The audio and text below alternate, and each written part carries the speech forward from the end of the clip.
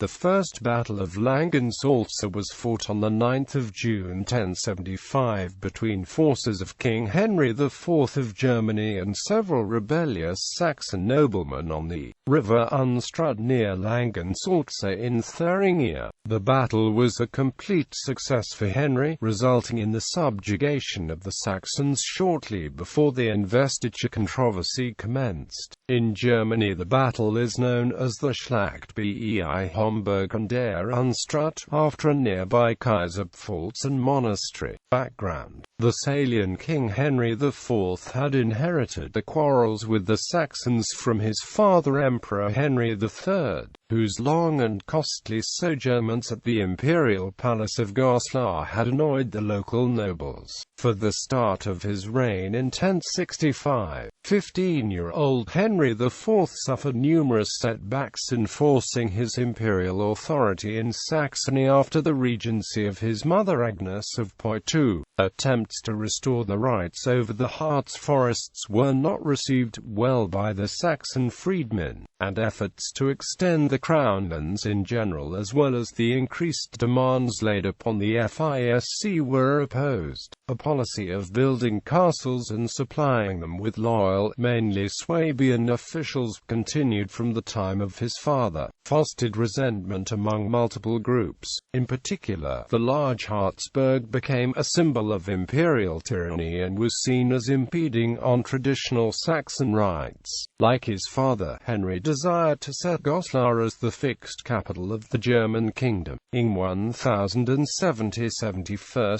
Henry had already picked a quarrel with the Saxon Count Otto of Nordheim, then Duke of Bavaria, and Magnus Belung, son of Duke Ordulf of Saxony. The king seized Otto's title and property and kept Magnus prisoner at Harzburg Castle, even after the latter succeeded his father to the Saxon duchy in 1072.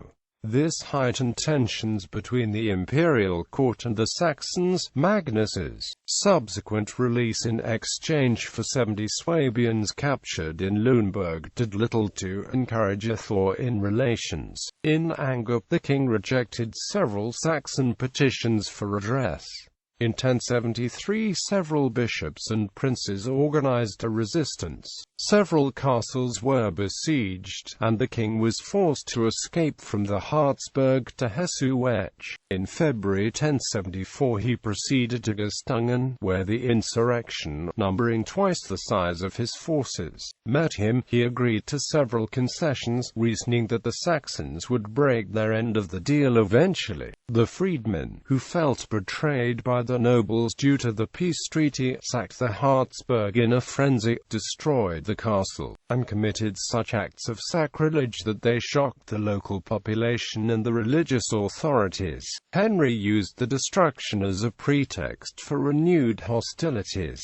He gained the support of several bishops, the lower feudality and city burghers. While Henry was conducting a campaign against the Magyars on the one hand, papal legates were attempting to create support for the Saxon rebels on the other. In 1075, Otto of Nordheim, together with the Count Palatine in Saxony and Bishop Burkhard II of Halberstadt, openly declared the hostility, using Henry's violations of the Treaty of Gastungen as an excuse. They gained many Saxon and Thuringian freedmen, but many nobles and peasants did not join. The king made camp in Breedingen and managed to gain the defections of some Lower Saxon nobles with promises to listen to their grievances. In June, he moved to Langensalza. The battle. Henry's move to Langensalza put him closer to the Saxon encampment. The two sides met for battle at Homburg on 9 June. The Saxon army contained several thousand men, but in typical Saxon tradition, most of them were on foot. The ranks consisted of nobles and the vassals, along with freedmen and some serfs. Many of them were poorly trained, described by their opponent as an inept rabble accustomed to agriculture rather than military service, who, compelled not by a military spirit but by fear of the leaders, had entered battle contrary to the customs and traditions.